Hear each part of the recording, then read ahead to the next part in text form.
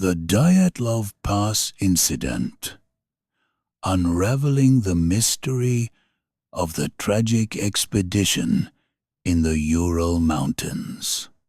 Among the numerous enigmatic stories from the 20th century, few have captivated global imagination and baffled investigators as profoundly as the Dyatlov Pass incident. Occurring in the freezing, isolated expanse of the northern Ural Mountains in Soviet Russia, this mysterious tragedy involved the bizarre and unexplained deaths of 9 experienced hikers in February 1959. Despite multiple investigations, theories, and extensive forensic analyses over decades, the cause of their deaths remains enigmatic. The compelling circumstances, unusual injuries, a hasty and panicked retreat from their tent, and eerie details surrounding the case continue to fuel endless speculation, debates, and curiosity. In January 1959, a group of 10 adventurous and experienced students from the Ural Polytechnic Institute, led by the 23-year-old Igor Dyatlov, embarked on a challenging skiing and hiking expedition through the northern Ural Mountains. Their goal was to ascend Otorten, a mountain located approximately 10 kilometers north of the site where their remains would ultimately be found. Each member of the expedition possessed substantial outdoor survival skills and had successfully completed similar challenging expeditions previously. The group initially consisted of 8 men and 2 women, whose ages ranged mostly in their early to mid-20s. Soon after their departure, one team member, Yuri Yudin, was forced to return home due to illness, a turn of events that would later save his life. The remaining 9 continued onwards, unaware that this would be their final journey. When the group failed to return as scheduled by the 12th of February, 1959, relatives and friends became increasingly concerned. Initially, authorities delayed search efforts, assuming the group had simply encountered minor difficulties. Eventually, a comprehensive search and rescue operation was launched, involving aircraft, helicopters, military personnel, and local volunteers. On the 26th of February, rescuers discovered the group's tent on the slopes of Kolatsiakl, Dead Mountain, in the indigenous Mansi language. The sight was both chilling and perplexing. The tent was severely damaged from the inside, cut open as if the hikers had desperately escaped in a panic. Their possessions and survival gear, including essential footwear and clothing, remained abandoned inside, highlighting the sudden and frantic nature of their flight into the freezing darkness. Further downhill, the first bodies were found beneath a large cedar tree, exhibiting signs that survivors had attempted desperately to build a fire. Over the following weeks, searchers gradually uncovered all 9 bodies, scattered at various distances from the tent and cedar tree, each location presenting another puzzling detail. Autopsies revealed further complexities. The victims displayed inexplicable and unusual injuries that confounded forensic pathologists. Some hikers had extensive physical trauma, including crushed ribs and fractured skulls, with injuries comparable to those suffered in severe car accidents. Strangely, the bodies exhibited no external wounds corresponding to their extensive internal injuries, suggesting a powerful and unusual force at play. Additionally, some bodies were discovered in varying states of undress or barefoot, despite the extreme sub-zero temperatures that would have necessitated warm clothing for survival. Adding to the mystery were anomalous findings such as radioactive contamination detected on the hikers' clothing, and reports by witnesses, including other hikers and local inhabitants, who described strange phenomena in the sky, including bright orange spheres or unusual lights in the vicinity around the same time period.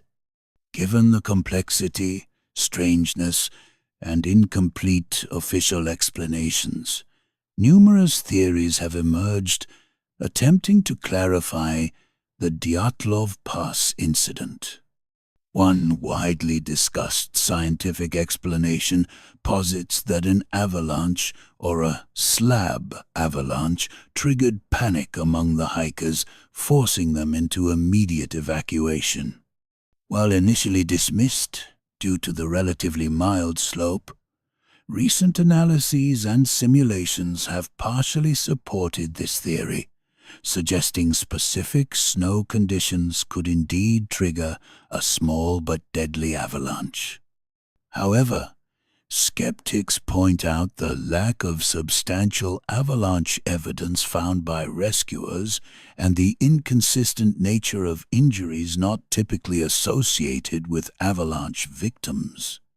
Another intriguing hypothesis is that the hikers may have experienced panic caused by a rare natural phenomenon known as infrasound, a low-frequency sound wave generated by wind passing over the mountainous terrain.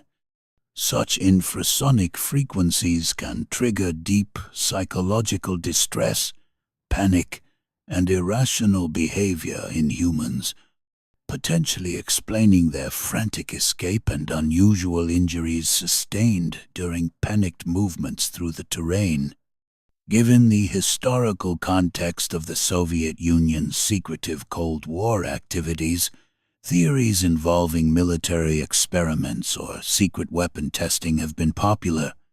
Advocates of this theory argue that the presence of radiation, unusual injuries, and eyewitness sightings of strange lights could be connected to covert tests involving radioactive weapons, rocket experiments, or secretive Soviet operations. Such explanations, however, lack concrete documented proof and rely largely on conjecture and circumstantial evidence. Early suspicions and speculative theories considered involvement by the indigenous Mansi people or supernatural entities.